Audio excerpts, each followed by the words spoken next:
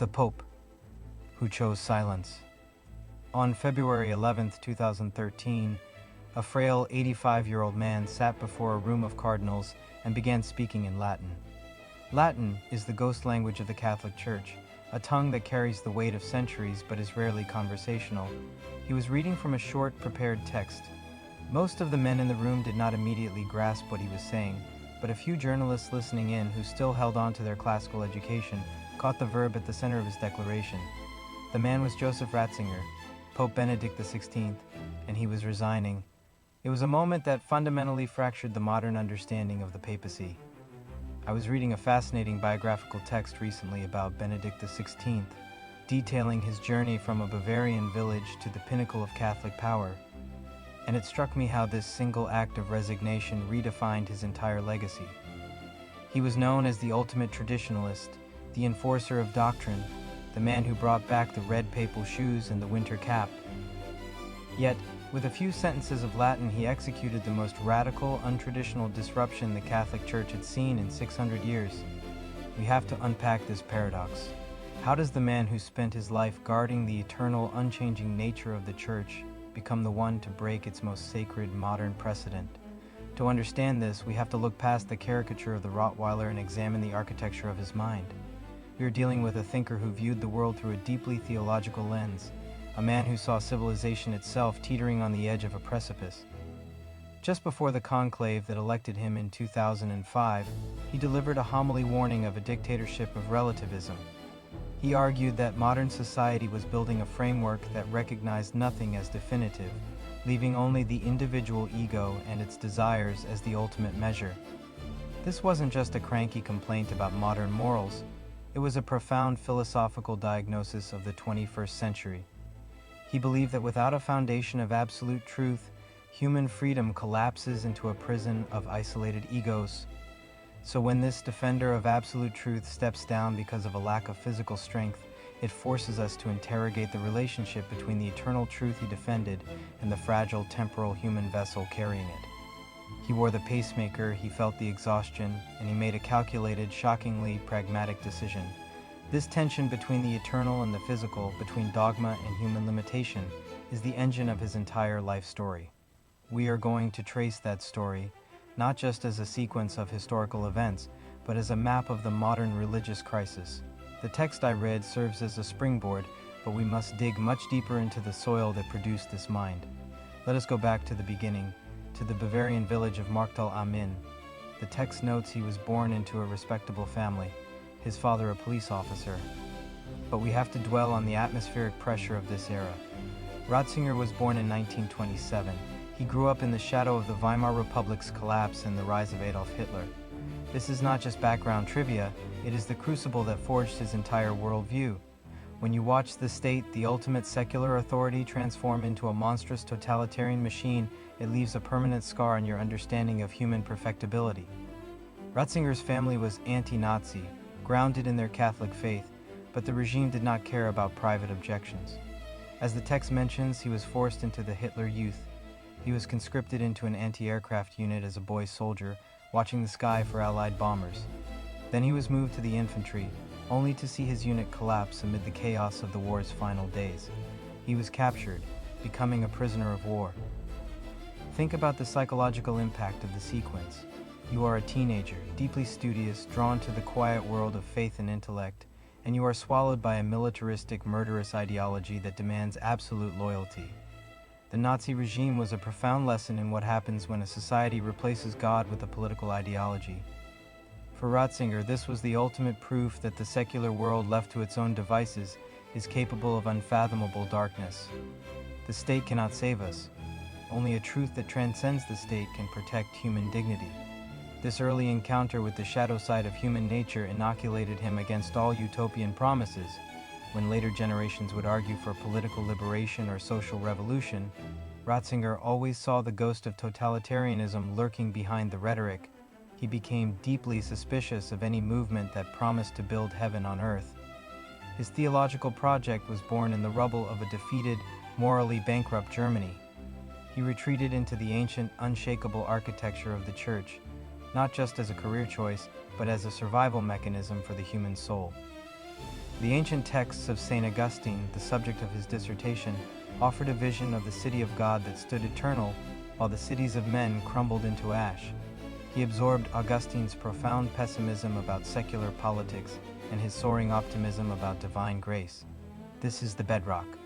You cannot understand his later battles against modernism or his strict enforcement of doctrine without feeling the weight of those wartime years. He was protecting the only fortress he believed could withstand the madness of crowds. Following the war, Ratzinger accelerates into the academic stratosphere. He is ordained in 1951, completing his dissertation on Augustine, then his habilitation on St. Bonaventure. By 1958, at the age of 31, he is a full professor. The text touches on his eclectic range of views early on. This is a crucial, often misunderstood chapter. The man who would later be known as the Great Conservative Enforcer began his career as a dynamic, reforming voice. During the Second Vatican Council from 1962 to 1965, he served as a paratus, a theological consultant. He was allied with the progressive wing, working to open the windows of the Church to the modern world, to strip away the calcified neo-scholasticism that had stifled theological inquiry. He wanted a return to the biblical and patristic sources, a ressourcement. But then comes the hinge of his life, the cultural revolutions of 1968. Ratzinger is teaching in Tübingen. The student protests erupt. He witnesses Marxist student groups disrupting lectures, replacing theological debate with political slogans. For Ratzinger, this was a terrifying echo. He saw the same ideological fanaticism, the same suppression of free thought that he had witnessed in the 1930s. The language was different. It was Marxist rather than fascist. But the mechanism of intellectual tyranny felt identical. He watched theology being reduced to sociology and political activism. This trauma fundamentally shifted his trajectory. He didn't abandon the reforms of Vatican II, but he began to argue for what he called a hermeneutic of continuity rather than a hermeneutic of rupture. He insisted that the Council had to be understood in light of the Church's 2,000-year history, not as a year zero revolution that discarded the past. He broke with the more radical progressive theologians and co-founded the journal Communio with Hans Urs von Balthasar and Henry de Lubac, aiming to safeguard the core mysteries of the faith. This is the genealogy of his conservatism. It was not born of a desire to control, but of a deep fear of losing the transcendent center. He believed that when theology turns into mere politics, it loses its soul. The truth of Christ is not a political program to be voted on or debated in a student assembly. It is an encounter with the divine logos. This intellectual pivot set him on a collision course with the modern world, a world increasingly convinced that all truths are relative and all institutions must be democratized. The defining phase of his career before the papacy begins in 1981, when Pope John Paul II summons him to Rome to head the Congregation for the Doctrine of the Faith. The text refers to this role, highlighting his robust defense of traditionalist dogma. The CDF is the oldest of the curial departments, historically rooted in the Roman Inquisition. Its mandate is to protect the purity of the faith. For 24 years, Ratzinger was the intellectual architect of John Paul II's papacy. John Paul was the charismatic figure on the global stage, kissing tarmacs and rallying millions. Ratzinger was the quiet, rigorous scholar in the Vatican, drafting the documents and drawing the boundaries. Let us interrogate the mechanics of this role. What does it actually mean to police doctrine? Ratzinger faced the rise of liberation theology in Latin America, a movement that sought to blend Marxist socioeconomic analysis with the gospel. Ratzinger cracked down hard. He argued that you cannot borrow the Marxist concept of class struggle without eventually accepting the whole materialist worldview, which is fundamentally atheistic. He silenced theologians. He censored books. This is where the God's Rottweiler moniker solidifies. The critics saw him as an authoritarian bureaucrat stifling the legitimate groaning of the poor. But from Ratzinger's perspective, he was saving the poor from a false messiah. He believed that reducing salvation to political liberation was a betrayal of the gospel. Yet we must linger on the friction here. The intellectual mechanism of silencing dissent creates a profound tension within a global church. When you enforce rigid doctrinal boundaries, you inevitably alienate those operating on the frontiers, the pastoral workers dealing with messy human realities. Ratzinger's mind was a crystalline structure of logic and theology, but human life is rarely crystalline. It is muddy and contradictory, the collision between his high-altitude theological purity and the ground-level complexities of modern life. Issues of sexuality, bioethics, and social justice created shockwaves. He viewed secular attempts to redefine morality as a form of intellectual decay. But many in the secular world, and indeed within the Church, viewed his rulings as archaic and lacking in pastoral empathy. This is the inescapable tragedy of his position. To guard the truth as he saw it required him to become a symbol of exclusion for many. The scholar who loved books and Mozart had to don the armor of the enforcer. We cannot explore Ratzinger without walking directly into the darkest shadow of his career and the modern church, the sexual abuse crisis.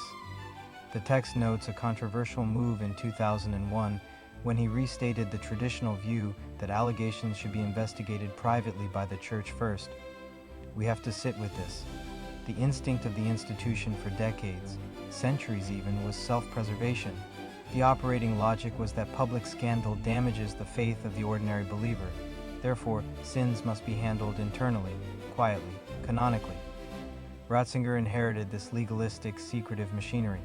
In 2001, he actually centralized the handling of these cases within the CDF because the local bishops were failing so catastrophically to deal with the predators.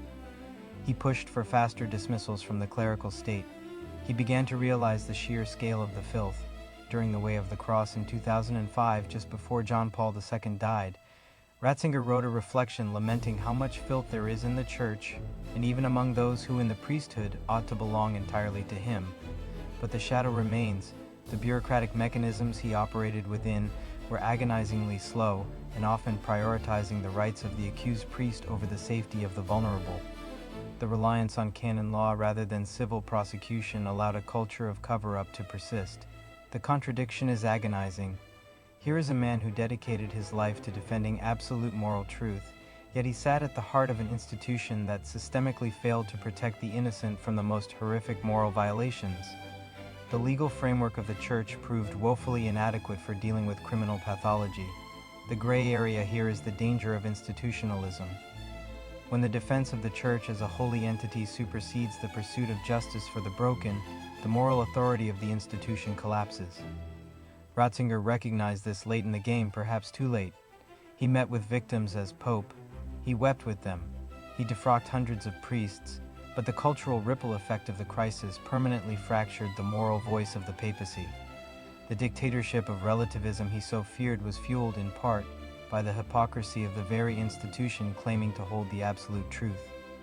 If the defenders of the truth cannot protect children, the modern mind asks, why should we listen to their truth at all? In April 2005, John Paul II dies. The conclave convenes. The text provides vivid details of the mechanics. 115 cardinals, the lock-in during the day, the retreat to the Casa Santa Marta at night, the confusion over the smoke. Ratzinger is 78 years old. He had repeatedly asked John Paul II to let him retire to the Vatican Library to spend his final years writing his books on Jesus of Nazareth. He did not want this. Yet he was elected. He chose the name Benedict XVI, pointing to Saint Benedict of Nursia, the founder of Western monasticism, a man who built pockets of light during the collapse of the Roman Empire. This signals his vision. The Church might shrink, it might lose its cultural dominance, but it must remain a pure, creative minority. Benedict immediately set about changing the aesthetic language of the papacy. The text mentions the red shoes, the broad-brimmed red hat, the mossetta. It is easy to dismiss this as mere sartorial eccentricity or a reactionary clinging to the past. But for Benedict, beauty is a theological category. He believed that the modern world had become ugly, utilitarian, and deaf to the truth. You cannot argue people into belief anymore. The arguments have all been exhausted. But beauty, the beauty of the liturgy, the beauty of sacred music, the rich symbolism of the vestments, beauty pierces the heart. It bypasses the cynical intellect and speaks directly to the soul. The red shoes are not a fashion statement. They symbolize the blood of the martyrs. The intricate vestments are meant to point away from the man wearing them and toward the eternal office he holds. He was trying to erase the cult of personality that had grown around John Paul II. John Paul was a global superstar. Benedict wanted to disappear into the liturgy. He allowed wider use of the traditional Latin Mass, the Tridentine Mass, not just to appease a fringe group, but because he believed the organic continuity of worship was essential.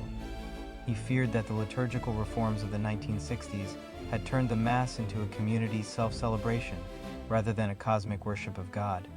This aesthetic and liturgical restoration was deeply controversial. To his supporters, it was a return to the sacred. To his critics, it looked like a retreat into a medieval museum. The central intellectual battle of his papacy was fought against what he famously termed the dictatorship of relativism. He delivered this phrase in his homily right before the 2005 conclave, and it became the defining thesis of his pontificate. Let us expand on this concept because its cultural ripple effect is massive. Relativism is the idea that truth is entirely subjective, dependent on historical context, culture, or personal feeling. In a pluralistic society, relativism often masquerades as tolerance. It says, "You have your truth, I have mine, and neither of us should impose ours on the other." On the surface, this sounds peaceful, but Benedict diagnosed a dark underbelly. He argued that if there is no objective truth, no standard of right and wrong that stands above human opinion, then the only thing left to govern human affairs is power. If truth is an illusion, the strong will simply impose their will on the weak. The dictatorship arises because relativism ultimately demands that everyone bow to its dogma of no dogma. If you claim to hold a definitive truth, you are immediately branded an intolerant fundamentalist. We see this tension playing out violently in our contemporary culture. We are living in a post-truth landscape, a world fractured by algorithmic realities where objective facts are routinely dismissed in favor of tribal narratives. Benedict foresaw this fragmentation. He warned that reason without faith becomes cold and technocratic, capable of building weapons of mass destruction, but incapable of telling us why we shouldn't use them. Conversely, faith without reason becomes fanatical and superstitious. He constantly pushed for a synthesis of faith and reason. He believed the human mind is capable of apprehending the truth, and that this search for truth is what guarantees human freedom. When we abandon the search, we become slaves to our own appetites or to the manipulations of the state. His critique is chillingly prescient. We live in an era where the ego and its desires are the ultimate arbiters of identity and morality, precisely as he predicted. Yet the friction remains. How does a global, diverse society agree on a shared objective truth without someone imposing it by force? This insistence on the deep link between faith and reason led to the most explosive moment of his papacy. In 2006, Benedict returned to his old university in Regensburg to deliver an academic lecture. He was exploring the relationship between Hellenistic philosophy and early Christianity, arguing that acting unreasonably is contrary to the nature of God. To illustrate his point, he quoted a dialogue from 1391 between the Byzantine Emperor Manuel II Palaeologus and an educated Persian. The quote included a harsh, disparaging remark about Islam, suggesting the Prophet Muhammad had brought things, quote, only evil and inhuman, such as his command to spread by the sword the faith he preached. The reaction was instantaneous and explosive. Protests erupted across the Muslim world. Churches were burned in the Middle East. A nun was murdered in Somalia. The text notes that some Muslims thought the quote expressed Benedict's own views. The Vatican scrambled to clarify, issuing apologies, stating that the Pope did not agree with the Emperor's words and had only used them as a historical reference point to discuss the theology of holy war.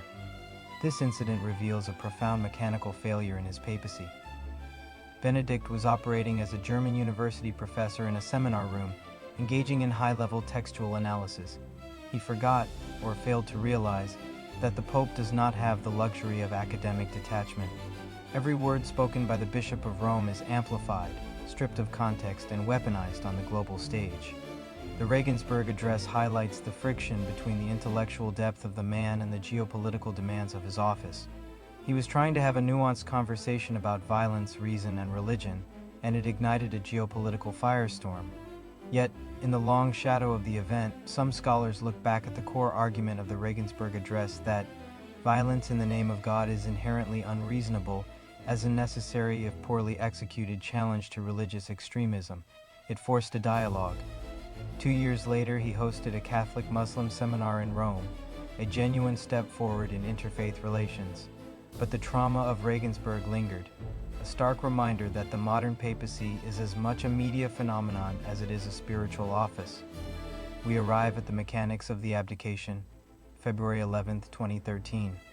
The text mentions his pacemaker and his deteriorating strength. Let us look closely at the physical and psychological toll. The papacy in the modern era is a crushing, inhuman burden. You are not just a spiritual father, you are a head of state, a global diplomat, a CEO of a massive, scandal-plagued bureaucracy, and a media icon. John Paul II had transformed the role into a grueling performance of suffering, remaining in office until his body completely shut down, showing the world the dignity of human weakness.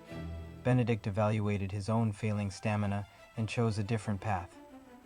He realized the machinery of the church was stalling while he lacked the physical vigor to govern. The Vatican leaks scandal, where his own butler leaked confidential documents exposing corruption and infighting in the Curia, had deeply exhausted him. He felt the ship was taking on water and he could no longer hold the wheel. So he reached back into the canonical archives and did the unthinkable. He resigned. The vivid analogy here is a king removing his own crown and stepping down into the crowd. The shockwaves were seismic because it demystified the papacy. It turned a sacred lifelong vocation into an office that could be laid down. The traditionalists, his most ardent supporters, were devastated, feeling abandoned by their champion. The progressives were stunned, but the act itself was an assertion of profound intellectual freedom. He refused to be a prisoner of precedent. He determined that the office exists for the church does not exist for the office. He retired to the Mater Ecclesiae monastery within the Vatican walls, a quiet garden enclave. He promised to remain hidden from the world, dedicating his remaining time to prayer. Yet the shadow of his abdication created a bizarre, unprecedented twilight era, the era of the two popes. He kept the white cassock, though he dropped the red shoes and the title of reigning pontiff, becoming Pope Emeritus. The presence of a living former pope just a few hundred yards from the reigning Pope Francis created a constant low-grade tension. Francis represented a massive stylistic and pastoral shift. Informal, focused on the margins, less concerned with theological precision and more with pastoral accompaniment. For those unhappy with Francis, the silent figure of Benedict in the monastery became a blank screen onto which they projected their anxieties and resistance. Even in his silence, Benedict remained a gravitational force. When he passed away on December 31, 2022, at the age of 95, an entire epoch of Catholic intellectual history closed. The trajectory of Joseph Ratzinger forces us to confront the limits of human institutions trying to harbor eternal truths.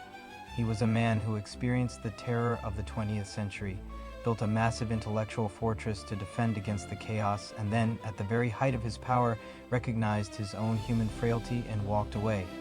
He forces us to ask whether the truth is something we possess and enforce, or something we surrender to.